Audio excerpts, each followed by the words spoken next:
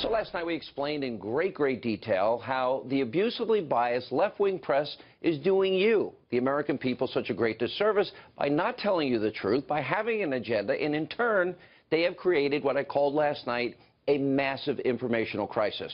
Now today, after endless attacks from the alt-left propaganda media, President Trump is now fighting back and in a big way by calling out the press directly and also setting the record straight.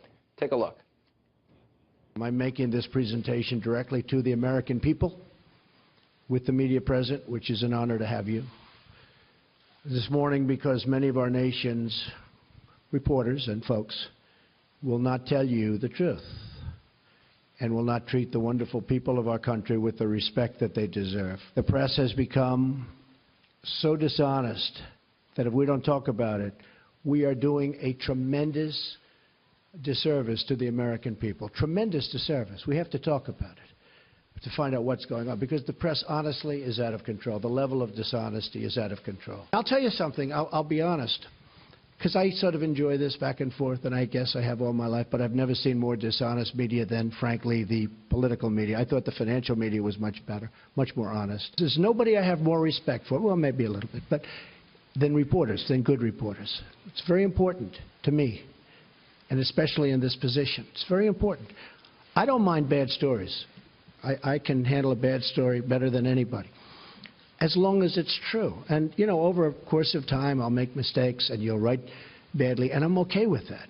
But I'm not okay when it is fake. I think it should be straight. I think it would be, frankly, more interesting. I know how good everybody's ratings are right now, but I think that'd actually be better. People, I mean, you have a lower approval rate than Congress. I think that's right. I don't know, Peter, is that one right? Because, you know, I think they have lower, I heard lower than Congress. The public isn't, you know, they read newspapers, they see television, they watch. They don't know if it's true or false because they're not involved. I'm involved. I've been involved with this stuff all my life. But I'm involved. So I know when you're telling the truth or when you're not. I just see many untruthful things. And I'll tell you what else I see. I see tone. You know the word tone. The tone is such hatred. I'm really not a bad person, by the way. No, but the tone is such, I do get good ratings, you have to admit that. The tone is such hatred. Now, President Trump, he did not stop there. He also talked about the massive mess that he has inherited and what he's doing to fix it. Take a look. I inherited a mess. It's a mess. At home and abroad, a mess. Jobs are pouring out of the country. You see what's going on with all of the companies leaving our country, going to Mexico and other places. Low pay, low wages, mass instability overseas, no matter where you look. The Middle East, a disaster. North Korea, we'll take care of it, folks. We're going to take care of it all. I just want to let you know. I inherited a mess. We've begun preparing to repeal and replace Obamacare. Obamacare is a disaster, folks. It's a disaster. Jobs have already started to surge. Since my election, Ford announced it will abandon its plans to build a new factory in Mexico and will instead invest $700 million in Michigan, creating many jobs. And one more thing. I have kept my promise to the American people by nominating a justice of the United States Supreme Court, Judge Neil Gorsuch. Now, President Trump continued by speaking about Michael Flynn's resignation and the massive amount of leaks coming from the government bureaucracy about his administration. Big problem. Take a look. Mike Flynn is a fine person, and I asked for his resignation. He respectfully gave it. He is a man who there was a certain amount of information given to Vice President Pence, who's with us today, and I was not happy with the way that information was given.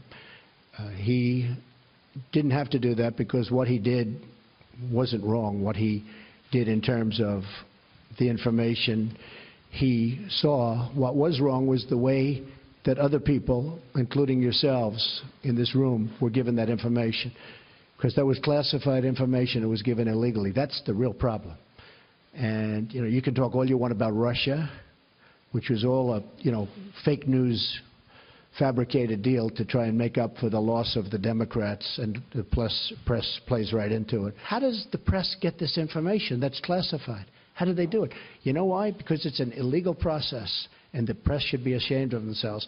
But more importantly, the people that gave out the information to the press should be ashamed of themselves.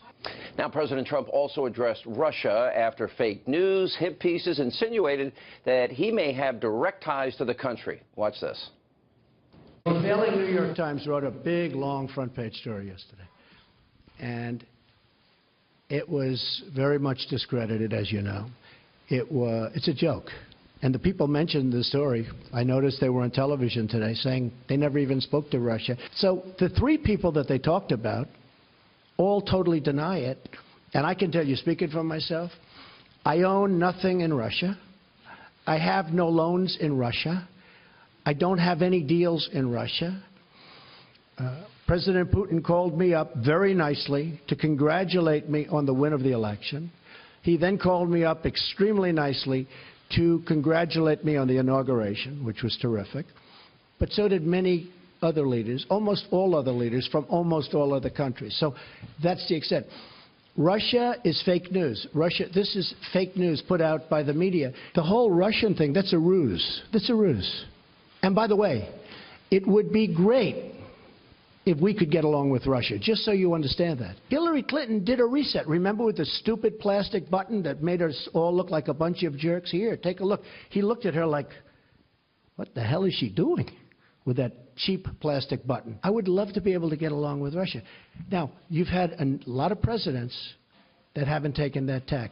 Look where we are now. Look where we are now. And finally, while his temporary travel ban executive order is being held up by the most liberal court in the country, the U.S. Ninth Circuit Court of Appeals, the president made very big news about issuing a new executive order to keep you, the American people, safe. Let's look at this. We will be issuing a new and very comprehensive order to protect our people, and that'll be done sometime next week, toward the beginning or middle at the latest part. As far as the new order is going to be very much tailored to what I consider to be a very bad decision, but we can tailor the order to that decision and get just about everything, in some ways more, but we're tailoring it now to the decision. We have some of the best lawyers in the country working on it, and the new executive order is being tailored to the decision we got down from the court. All I can say is wow. Now, what we saw today was a historic beatdown of the alt-left propaganda media, and they had it coming. Now, we've been showing you example after example of the press purposely distorting the president's plans and his agenda. It's very refreshing to see a commander-in-chief who will fight back against all the dishonesty, all the smears, set the record straight with you, the American people. And